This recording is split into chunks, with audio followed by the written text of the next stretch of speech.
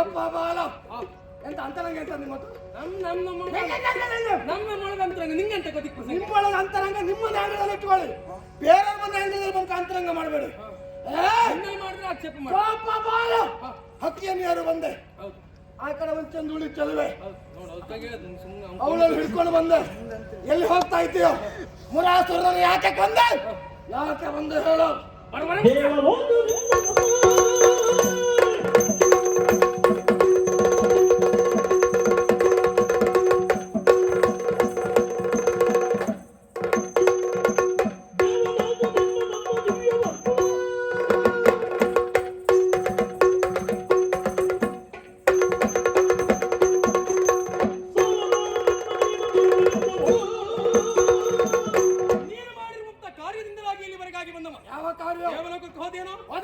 ದೇವತೆಗಳನ್ನು ಬಗ್ಗು ಬಡಿದೆಯೇನೋ?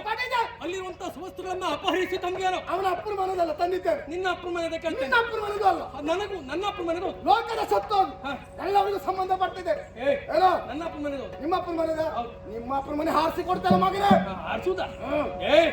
ಅಲ್ಲಿಂದ ತಂದಿರುವಂತಹ ದಿವ್ಯ ವಸ್ತುವನ್ನು ನನ್ನ ಪದಮೂಲದಲ್ಲಿ ಮಾಡಿದ್ದು ಅಪರಾಧ ಆಯ್ತು ಎನ್ನುವ ಹಾಗೆ ಒಪ್ಪಿಕೊಂಡೆ ಅಂತಾದ್ರೆ ಈವರೆಗಿನ ತಪ್ಪುಗಳನ್ನು ತಿಳಿದು ತಿದ್ದುಕೋ. ನೋಡು, ತಿದ್ದು ಬರೆಯುವುದಕ್ಕೆ ಅವಕಾಶ ಉಂಟು. ಯಾರು ನಿನಗೆ ಬರೆಯುವಾಗಲೇ ಸರಿ ಬರ್ಕೊಳ್ಳಿಲ್ಲ ನಾನು, ಮತ್ತೆ ನೀ ತಿದ್ದುದಂತ ಪಾಪ ಶುದ್ಧದಿಂದ ಕೇಳು. ಇದ ಯುದ್ಧ ನಿಲ್ಲಿಸ್ತೇನೆ, ನಿನ್ನನ್ನು ರಕ್ಷಿಸ್ತೇನೆ. ಅಲ್ಲ ನೀನು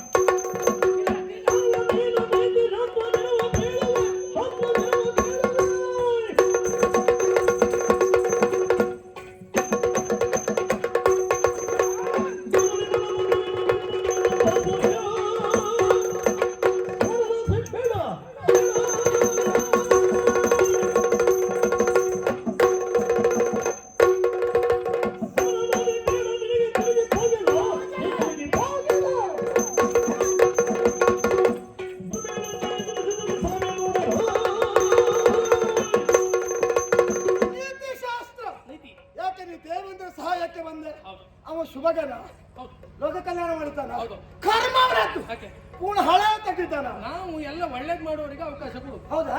ಹಾಗಾದ್ರೆ ಈಗ ಒಬ್ಬ ಮಹಾರಾಜನಾಗಬೇಕು ಅಂತ ಆದ್ರೆ ಅವನಲ್ಲಿ ಯಾವುದೇ ನ್ಯೂನ್ಯತೆ ಇರಬಾರ್ದು. ಒಪ್ಪಿಕೊಳ್ತೀಯಾ? ದೇವೇಂದ್ರ ನ್ಯೂನ್ಯತೆ ಇಲ್ವಾ? ಯಾಕೆ? ಎಲ್ಲುಂಟು? ವಿಶ್ವರೂಪ ಎಂಬಾತನ ಕೊಂದು ಬ್ರಹ್ಮತ್ವ ಬರಲಿಲ್ಲ ಅವನಿಗೆ. ಆವತ್ತಿನ ಒಂದಿವ್ಸ ಪ್ರಕರಣದ ಎಲ್ಲ ಬಂದಿರ್ತಾರೆ. ಹೇಗೆ ಗೊತ್ತಾ? ಏನು ಯಾವಾಗ ಹಾಗೆ ಏನು ನಡೆಯುವವ ಎಡವದೇ ಇರ್ತಾನೆ. ಹೌದಾ? ಓಡುವವ ಬೀಳದೇ ಇರ್ತಾನೆ. ಹೌದಾ? ಬಿದ್ದ ಮೇಲೆ ಬುದ್ಧಿ ಕಲಿತಾರೆ. ಆಯ್ತು. ನೋಡು, ಅವರೆಲ್ಲ ಒಂದೊಂದೇ ತಪ್ಪು ಮಾಡಿದ್ದಾರೆ, ಆಮೇಲೆ ಅದನ್ನು ಸರಿಪಡಿಸಿಕೊಂಡಿದ್ದಾರೆ. ಅದನ್ನು ನಾವೆಲ್ಲ ಆಮೇಲೆ ಒತ್ತೊಳ್ಳಿನಲ್ಲಿ ಕುಳಿತು ಅದಕ್ಕೊಂದು ಇತ್ಯರ್ಥ ಅನ್ನೋದನ್ನ ಮಾಡಿ ಅವರಿಗೆ ಸರಿಯಾದಂತ ಪದವಿಯನ್ನು ಕೊಡಿಸಿದ್ದೇವೆ. ಮತ್ತೆ ನಿಮ್ಮವರು ಅಲ್ಲಿಂದ ನಿನಗೂ ತಪ್ಪು ಮಾಡ್ತೇ ಬಂದವರು ಸಾರಿ ಒಂದಾಗೆಲ್ಲವೂ ಹೇಳಿದ್ದೇವೆ. ಈಗ ಯಾಕೆ ಹೇಳಿ? ನಿನ್ನ ಹಿಂದಿದ್ದವ್ರಿಗೆ ಎಷ್ಟು ಜನ ಬಂದಿದ್ರು ಗೊತ್ತಿಲ್ಲ. ಆಯ್ತು, ನಿನಗೆ ಗೊತ್ತಿಲ್ಲ, ಕ್ಷಮಿಸಿ ಬಿಡ್ಬೋದು. ನೋಡು, ನೀನು ಅದೇ ತಪ್ಪು ಅಂತ ತಪ್ಪು. ನೋಡು, ದೇವೇಂದ್ರನ ಬಗ್ಗೆ ಗೊತ್ತುಂಟು. ಹೌದು. ನಿನ್ನ ಹಿಂದೆ ಬಂದವ್ರ ಬಗ್ಗೆ ಗೊತ್ತು, ಎಲ್ಲ ಬಗ್ಗೆ ಗೊತ್ತುಂಟು. ನೋಡು, ಒಬ್ಬರಾದ್ರೂ ಹೇಳಿದ್ದನ್ನು ಕೇಳಿದಾರ? ಎಲ್ಲ ರಾವಣೇಶ್ವರ ಸೀತೆಯನ್ನು ಅಪಹರಿಸಿದ ಎನ್ನುವುದು ಲೋಕ ಒಪ್ಪಿದಲ್ಲ, ಅದನ್ನು ಆಕ್ಷೇಪ ಮಾಡಿತ್ತು. ಅಹಲ್ಯೆಯನ್ನು ದೇವೇಂದ್ರ ಕೂಡಿದ. ಆಮೇಲೆ ಅವ ಪಾಪಿ ಅಂತ ಹೊರ ಹಾಕಿದ್ರ? ಇಲ್ಲ. ಯಾಕೆ ಹಾಕಿಲ್ಲ? ಅವ ಮಾಡಿದ ಕಾರ್ಯ ಸರಿ.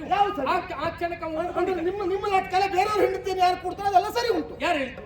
ನೀನ್ ಹೇಳ್ತಿದ್ದೆ. ಅವ ಉದ್ದಟತನದಿಂದ ಮುಂದುವರಿದ ಅನ್ನುವ ಸಲುವಾಗಿ ಆಮೇಲೆ ಅವನಿಗೆ ತಿಳಿದು ಬುದ್ಧಿ ಹೇಳಿದ್ಮೇಲೆ ಒಪ್ಕೊಂಡಿದ್ದಾನೆ. ನನ್ನ ತಪ್ಪು ಅಂತ ಗೊತ್ತಾಗಿದ್ದಾನೆ. ರಾವಣನಿಗೆ ಹೇಳಿದ್ಮೇಲೆ ಒಪ್ಕೊಂಡಿದ್ದಾನೆ. ಆಯ್ತು, ಒಂದು ಕೆಲಸ ಮಾಡ, ಅವಳು ನನ್ನ ಒಟ್ಟಿಗೆ ಕಳಿಸ್ಕೊಡು. ತಪ್ಪಾಯ್ತು ಅಂತ ಕಡೆ ಕೇಳ್ತಾನೆ, ಕ್ಷಮಿಸ್ತಾನೆ. ಇದು ಹುಚ್ಚಾಟ. ಇದು ಸರಿ. ನನಗೆ ಗೊತ್ತಿಲ್ಲದೆ ಅವಳಿಗೆ ಕರ್ಕೊಂಡು ಹೋಗಿ ಆಮೇಲೆ ತಪ್ಪಾಯ್ತು ಅಂದ್ರೆ ಹೊಟ್ಟಿಲ್ಲ. ಈಗ ನನ್ನ ಹೆಂಡತಿ ನನ್ನ ಕೈಯಲ್ಲಿ ನಾ ಕೊಟ್ಕೊಂಡು ನೀ ತಪ್ಪಾಯ್ತು ಅಂತ ಹೇಳಿ ಕರ್ಕೊಂಡು ಹೋಗ್ತಾನೆ. ಚಿಕ್ಕಣ್ಣ ಮಾತಾಡಬೇಡ. ವ್ಯವಹಾರ ಹೇಗಿರ್ಬೇಕು? ನಿಮ್ಮವರು ಮಾಡಿದ ತಪ್ಪು. ಈ ಹಿಂದೆ ಎಷ್ಟೋ ಜನ ಬಂದಿದ್ದ, ದೇವಲೋಕಕ್ಕೆ ಬಂದ್ರು, ಅವ್ರ ಕೈ ಸಾಗ್ಲಿಲ್ಲ, ನಮ್ಮಲ್ಲೆಲ್ಲ ಬಂದು ಕೇಳ್ಕೊಂಡ್ರು. ನಾವು ಹೋಗಿ ಹೇಳಿದ್ದೇವೆ, ನೋಡ್ತಾನ ಹಿಂದೆ ಬಂದವ್ರ ಕಥೆ ಹೇಳು. ನೋಡು, ನಿನ್ ತಪ್ಪು ನೀವು ಒಪ್ಪಿಕೊಳ್ಬೇಕು. ನೀನ್ ಇನ್ನಾದ್ರೂ ಸರಿಯಾಗಿರೋ ನಾವು ಹಾಗೆ ಮಾಡ್ತೇವೆ. ಎಲ್ಲ ಮೈಮೇಲೆ ಗ್ರಾಮ ಸತ್ತೋದು. ಆಯ್ತು, ಅದಕ್ಕೆ ಒಪ್ಪಿಕೊಳ್ತೇನೆ. ಪ್ರಹ್ಲಾದ ಏನು ಅಪರಾಧ ಮಾಡಿದ್ದಾನೆ? ಪ್ರಹ್ಲಾದ ಎಂತ ಮಾಡಿ ಅಲ್ವಾ? ಅವನಲ್ಲಿ ಬ್ರಾಹ್ಮಣ ವೇಷವನ್ನು ಧರಿಸಿ ಅಯ್ಯೋ ಗುರುಗಳೇ ನಾ ಶಿಷ್ಯನಾಗ್ತಂತ ಹೋದವ ಈ ಪಾಪಿ ದೇವೇಂದ್ರ. ಹೋಗಿ ಆಮೇಲೆ ಏನು ಬೇಕು ಕೇಳಿದಾಗ ಅವನ ಶೀಲವನ್ನು ಅಪಹರಿಸಿದ್ನಲ್ಲ, ಇದು ಅವನ ಸ್ವಾರ್ಥ ಅಲ್ವಾ?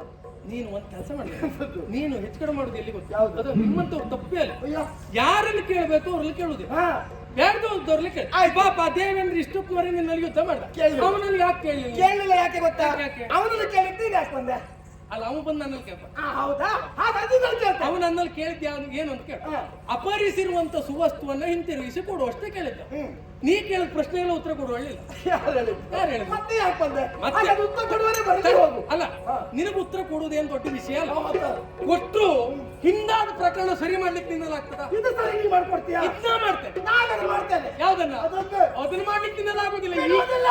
ಯಾರನ್ನ? ನಿನ್ನನ್ನು. ನನ್ನನ್ನ ಬಿಡುವುದಿಲ್ಲ ಅಂತ ಬಂದವರು ಒಬ್ಬೊಬ್ರು ಅಲ್ಲಿ ಹೋಗಿದ್ದಾರೆ. ಬಿಡ.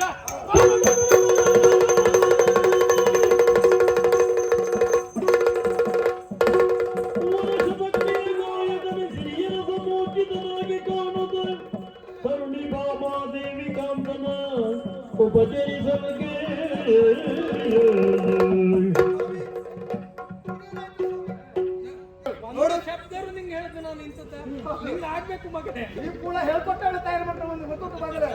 ನೀ ತೆಗೆದು ಹಾಕ್ತಾವಲ್ಲ ಯಪ್ಪ, ಕೆಸುವಿನ ಎಲೆ ಇದ್ದಾಗ ತಾಳ್ಕೊಳ್ಳುವುದಿಲ್ಲ ನೀನು. ಏನು ಏನು ಯುದ್ಧ ಎನ್ನುವುದು ತೀರ್ಮಾನ ಆಗುವುದು ಕೊನೆಯ ಹಂತದಲ್ಲಿ ಬಿಟ್ರೆ ಮನೆ ಆಯ್ತಲ್ಲ ಬಿದ್ದಲ್ಲ. ಇಲ್ಲ, ಒಬ್ಬರು ಸೋತಿದ್ದಾರೆ ಎಂಬುದಿಗೆ ನಾನು ಸೋತೆ ಅಂತ ಒಪ್ಪಿಕೊಂಡಾಗ ಮಾತ್ರ ಯುದ್ಧ ನಿರ್ಣಯ ಆಗುತ್ತದೆ. ಅವರ ಪಕ್ಷವನ್ನ ಅಂತ ನಾನು ಬಂದಿದ್ದೇನೆ.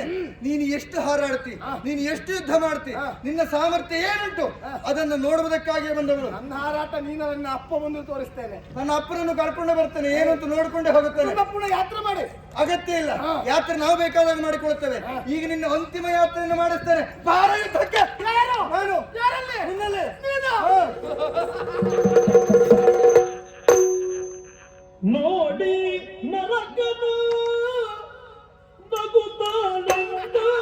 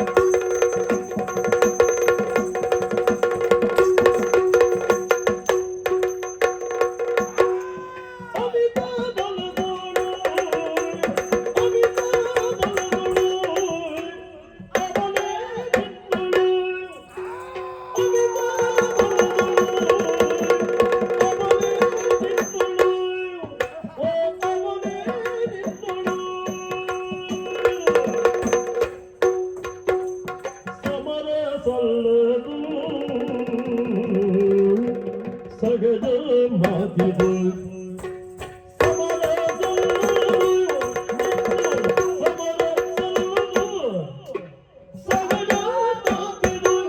ಸಹಜ ಸಹಜ ಸಹಜ ಸಹಜ ಮಾತಿದು